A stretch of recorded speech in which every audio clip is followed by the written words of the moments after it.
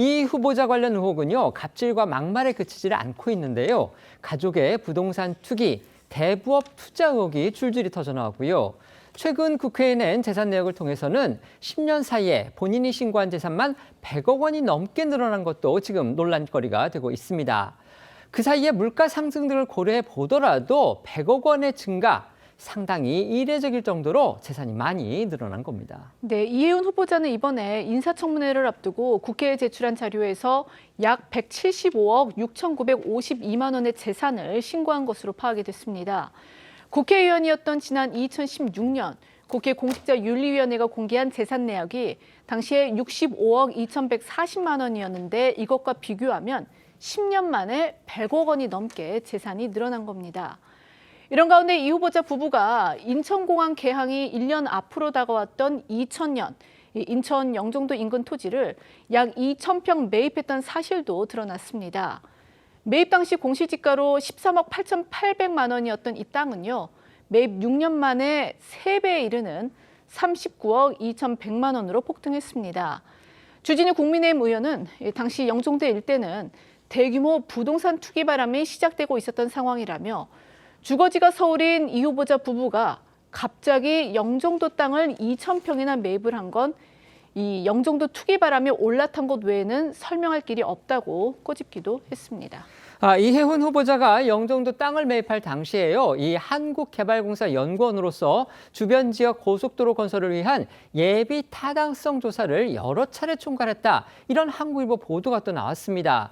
그러니까 비공개 개발 정보를 미리 알고서 혹시 투기성 매입을 한 게 아니냐, 지금 이런 의혹이 제기되고 있는 겁니다. 네, 관련해 이 영종도 공인중개사 목소리와 국민의힘 주진우 의원의 목소리 들어보시겠습니다. 청년들은 사실 있었나? 그때 개발 투기라는데 초창기에 들어갔다고 보는데.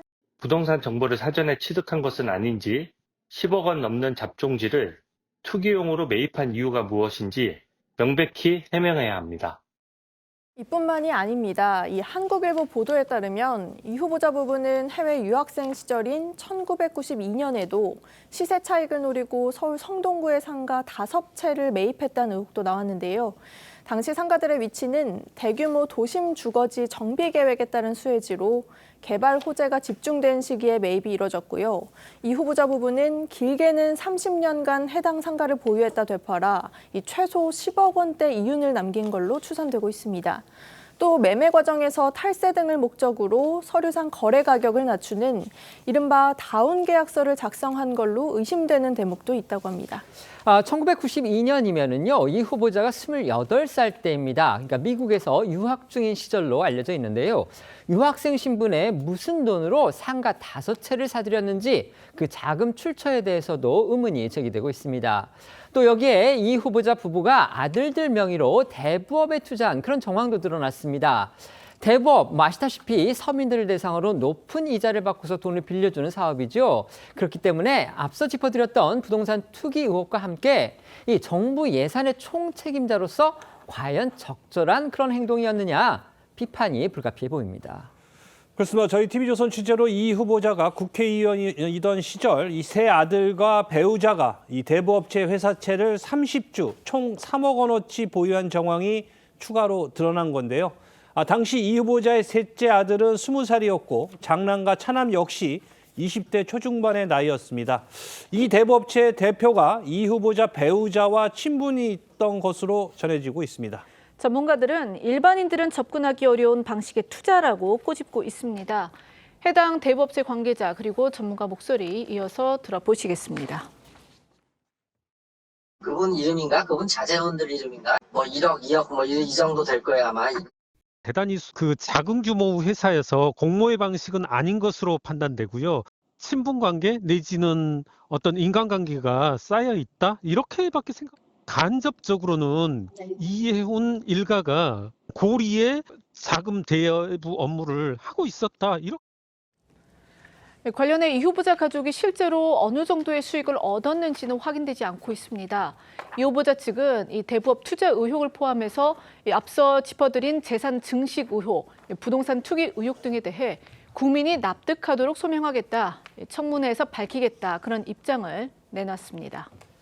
먼저 이현종 패널께 질문 드리겠습니다. 지금 이해훈 후보자의 의혹이 말 그대로 눈덩이처럼 불어나고 있습니다. 이제 강훈식 대통령 비서실장이 이렇게 얘기했죠. 이해훈 후보자의 임명은 이재명 대통령으로서도 하나의 도전이었다 이렇게 얘기했는데 지금 이제 지켜보는 저희들 입장에서는 그 도전이라는 게 대통령 인사권이 과연 공정하게 그리고 엄정하게 행사됐느냐 이 부분이 지금 도전받고 있지 않느냐 이런 생각도 듭니다. 그런데 또 민주당 입장에서 나중에 아마 강성필 부대변인께서 말씀하실 것 같아서 제가 먼저 여쭤보겠는데 그동안 국민의힘 사람 아니었느냐. 도대체 국민의힘은 이런 사람에 대해서 몇 번 공천을 두고 그다음에 몇 번 국회의원을 시켜주지 않았느냐. 국민의힘은 도대체 뭐 하고 있었느냐. 이런 지적이 또 나오는 것도 사실 또 설득력이 꽤 있어 보이거든요. 어떻게 평가하십니까? 결국 무모한 도전이 아니었나라는 느낌을 지울 수가 없습니다. 지금 사실 공개되고 있는 것만 하더라도 그러니까 우리나라는 물론 이게 국민의힘에서 제대로 된 검증을 안 하는 거 그 책임 아마 있을 겁니다. 지금 누워서 침 뱉기 같은 그런 비난이거든요. 근데 왜 이런 분을 데리고 지금 장관 후보자로 갖다 쓴 거죠?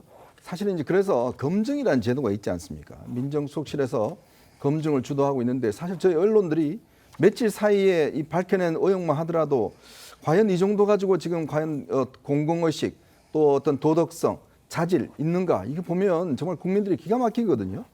근데 이거를 지금 한 몇 주 동안 검증을 했을 텐데 전혀 몰랐다? 아니면 알고도 그냥 별 문제 없다고 생각하는 것인지 모르겠습니다. 이렇게 갑작스럽게 재산을 많이 늘린 거 보면 기획예산처 장관으로서 국가 재정을 많이 늘릴 수 있을지는 모르겠지만 그러나 개인 재산을 늘리는 것과 그리고 국가 예산을 다루는 것은 전혀 다른 문제고 특히 지금 자신과 함께 했던 보좌진들이 잇따라서 지금 언론에 폭로하고 있는 이유를 좀 따져봐야 될 겁니다. 그거는 우리가 함께 봤는데 도저히 이분은 공공의 어떤 이 이익을 위해서 살 분이 아니다.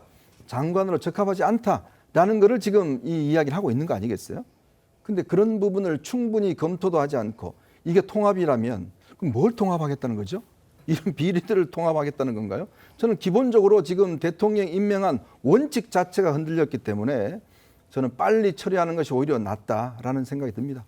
지금 인사권자인 대통령이 이제 중국을 방문 중입니다. 그리고 이제 나흘 있다가 돌아오실 텐데 아마 사흘인가요? 그러면 어제 출국을 했으니까 사흘 있다가 돌아올 텐데 그 기간까지는 뭐 청와대도 아무런 입장을 정하기가 좀 힘들겠죠. 하지만 이런 식으로 계속 이렇게 의혹이 꼬리에 꼬리를 물고 나올 경우에 과연 청와대 청문회까지 지켜보겠다 이 입장 유지할 수 있을까요? 어떻게 예상하십니까?